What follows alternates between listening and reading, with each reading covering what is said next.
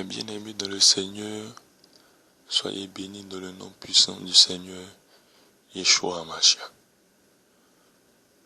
C'est avec une grande joie que j'échange avec vous de la parole du Seigneur. Et nous devons rester focalisés sur l'Évangile. Pour ce faire, nous allons lire aujourd'hui le livre de 2 Pierre 1, la deuxième épître de Pierre.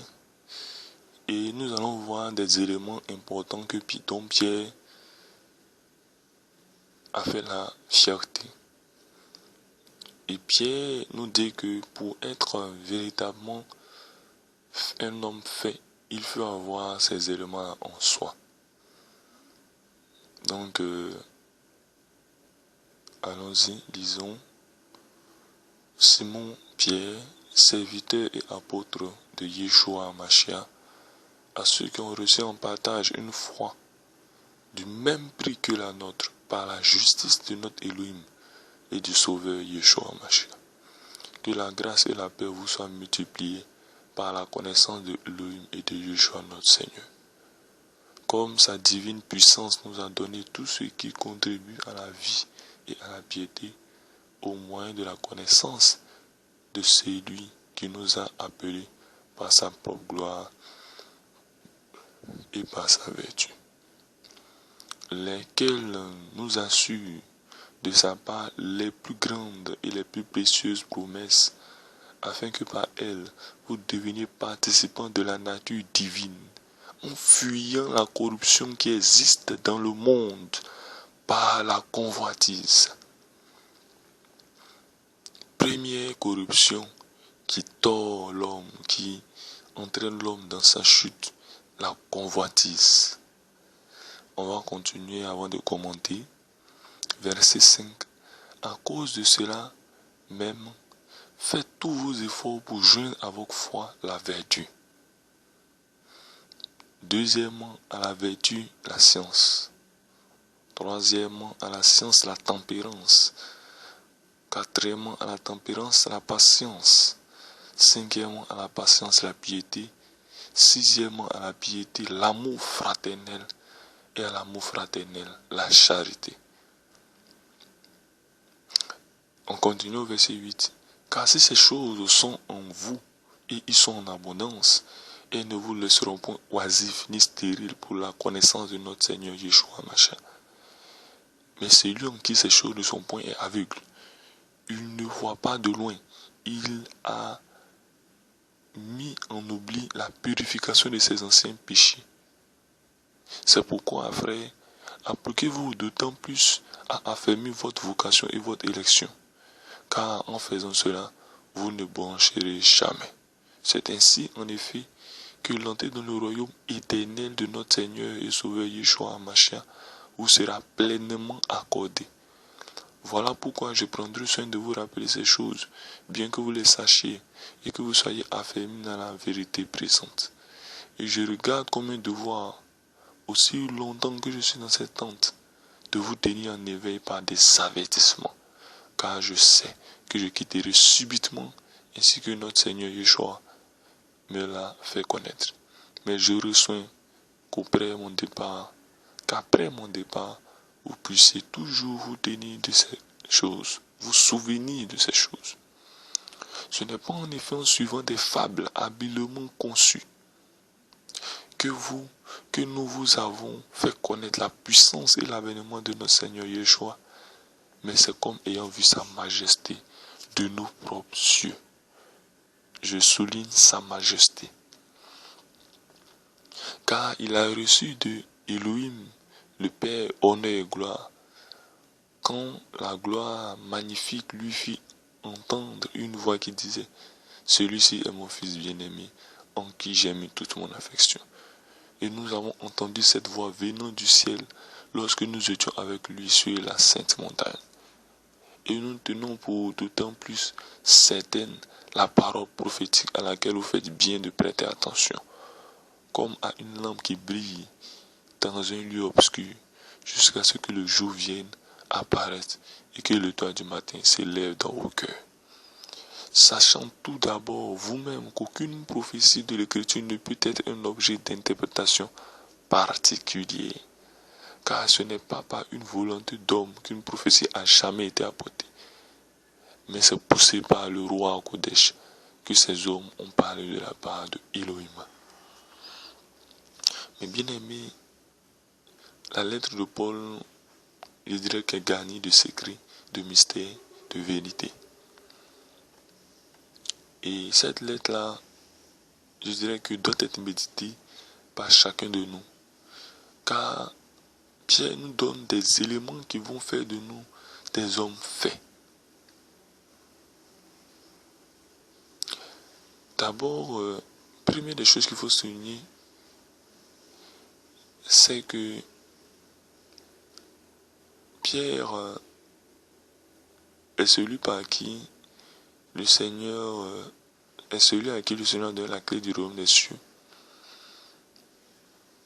Et je dirais que il est vu comme l'autorité, le chef des autres apôtres. Mais en réalité, le chef des autres apôtres et de tous les apôtres, c'est le Seigneur Yeshua Mashiach lui-même qui ne nous a jamais laissés seuls. Pierre nous dit au verset 4 de fuir la corruption qui existe dans le monde par la convoitise. La corruption, ici Pierre lie la corruption à la convoitise. Il y a plusieurs types de convoitise, autant qu'il existe d'étoiles dans le ciel. La convoitise de la chair, qui est multiple. Dans la convoitise de la chair, il y a la richesse, il y a le sexe, il y a le désir de femme, d'avoir de plus de conquêtes possibles. Il y a le désir aussi des hommes d'avoir le plus de conquêtes possibles. Il y a le désir de la suprématie, la gloire, etc. Il y a plusieurs sortes de convoitises. Et généralement, les hommes sont malheureux à cause de la convoitise parce qu'ils n'ont pas ce que l'autre a. Donc, ils veulent atteindre l'objectif. Et lorsqu'ils l'ont, ils ne voient pas la valeur de la chose. Quand on voit des hommes millionnaires qui s'asseyent sur leurs millions, ils ne pratiquent pas, je dirais que l'amour du prochain, la charité. Des multimillionnaires, regardez un peu les joueurs de football qui ont des milliards en compte.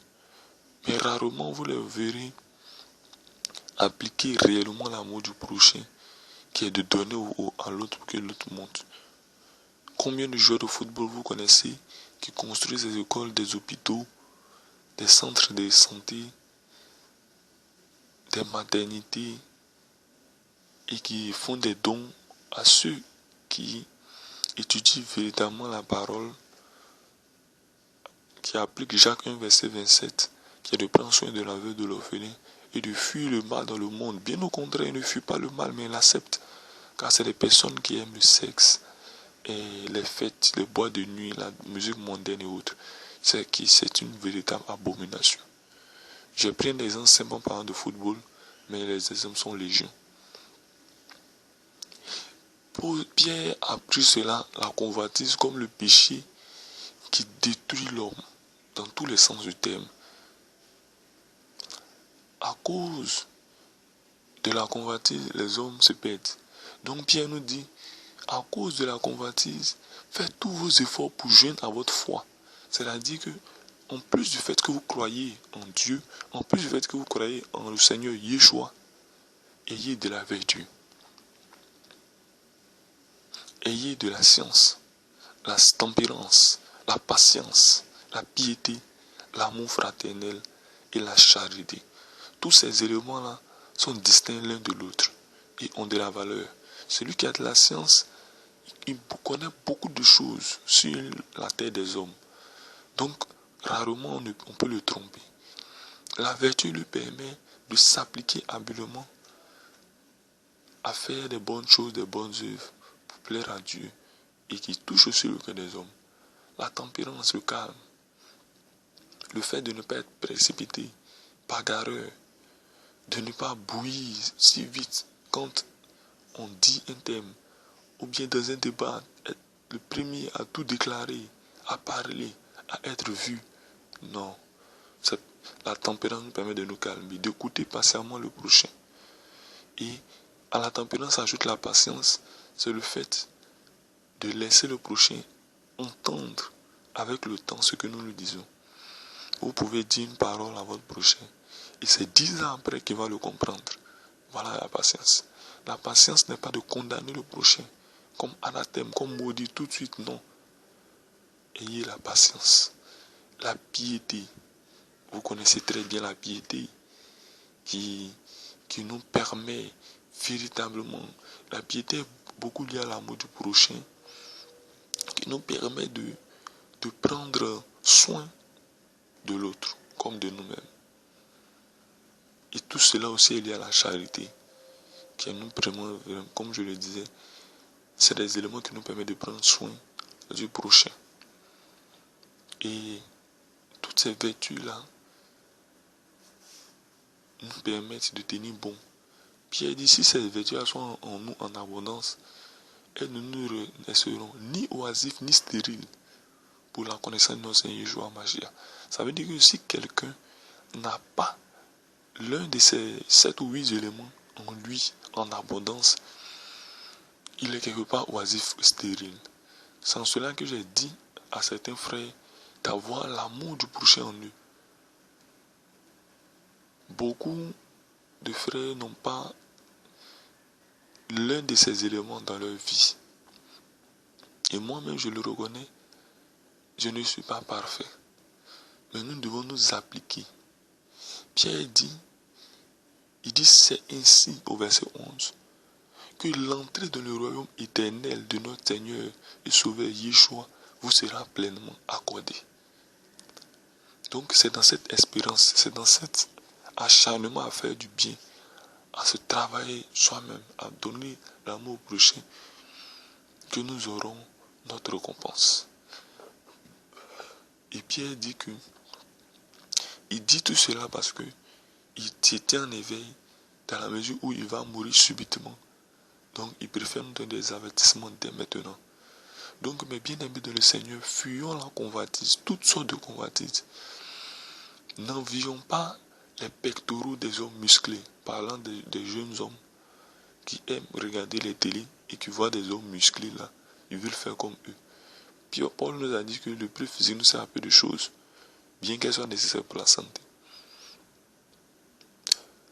N'enviez pas les filles d'Hollywood qui sont dénudées, qui laissent les seins dehors, ni celles qui sont sur Facebook qui exposent le temple de Dieu. C'est une véritable abomination. N'enviez pas les grandes dames qui ont vendu leur âme au diable. N'enviez pas les hommes riches. N'enviez pas les méchants. Ne convoitez pas ceux qui s'appliquent à la connaissance, mais qui n'ont pas en eux l'amour du prochain. C'est des hommes stériles et oisifs. Nous devons nous appliquer à ces choses. Je vous assure que chaque jour que je dors, et surtout ces derniers temps, je prie beaucoup le Seigneur de prendre pitié de moi. De garder un œil sur mes enseignements que je donne. Afin que, si l'un d'eux est stérile, abominable, et faux, il puisse me le dire afin que je puisse le corriger. Et je demande aux frères et aux sœurs de continuer à échanger avec moi. Si vous voulez critiquer les enseignements, les appuyer de commentaires, cela aide beaucoup.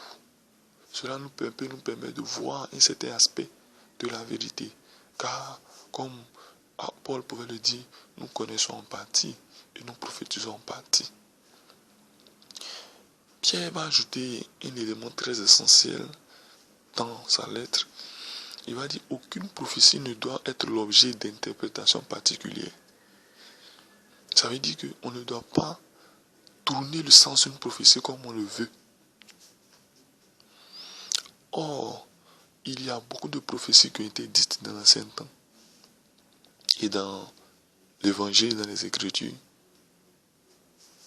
Il y a beaucoup aussi de révélations qui ont été faites dans l'évangile, dans les Écritures. Donc, on peut se dire que même les Écritures ne doivent pas être l'objet d'interprétation particulière. Quand je dis particulier, c'est-à-dire des hommes qui n'ont pas la vérité de l'esprit en eux et qui interprètent à bon vouloir les Écritures, soit pour faire le mal, soit à des gains financiers, à des objectifs financiers, l'objectif de s'enrichir. Nous ne devons pas être de ceux-là qui agissent ainsi. Nous ne devons, même si nous faisons des erreurs, nous devons être de ceux-là qui cherchent l'amour, qui ont l'amour de la vérité et qui cherchent à donner le maximum de bien possible au prochain. Vous savez, en voulant faire du bien au prochain, on peut faire des erreurs. Mais Yahweh regarde notre cœur et il agrée nos actions. Il agrée nos gestes. Les hommes diront beaucoup de choses de nous quand nous ne serons plus de ce monde, quand nous mourrons. Certains diront que nous avons été des hommes hérétiques. D'autres diront que nous avons été des hommes de Dieu. Mais ce que nous retenons, c'est ce que le Seigneur dira le dernier jour, le jour de nos jugements. Quand il dira que cet homme-là est mon enfant, personne ne pourra plus dire un autre mot. Il fera partie de ceux qui vont monter éternellement dans le royaume de Dieu, comme le disait Pierre. Mais quand il dira, celui-là n'est pas mon enfant, c'est un bouc, il sera jeté au feu et ce sera terminé. Donc je crains plus le dernier mot d'Élohim que les multiples mots des hommes qui n'ont aucune valeur. Alors, mes bien-aimés, appliquons-nous réellement à faire plaisir à notre Seigneur. Ne regardons plus à ce monde qui est rempli d'abominations. Et pour donner un exemple, un témoignage abominable, il y a ici un répétiteur qui m'a approché et qui m'a dit que une fille d'à peine 10 ans, lui il a aujourd'hui peut-être 30 ans environ, une fille d'à peine 10 ans vient lui donner l'aide d'amour, lui disant qu'elle est amoureuse de lui. Et elle insiste. Il est dur envers elle quand il enseigne, mais elle demeure dans cette position. Et quand nous avons analysé, nous avons vu qu'il y a plusieurs choses qui influençaient cette jeune fille si innocente.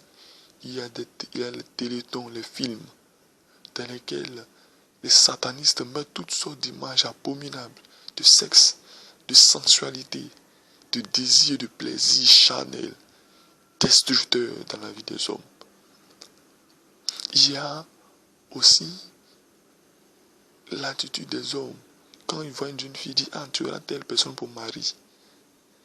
Cela a créé un désordre dans le monde. Et vous savez le reste.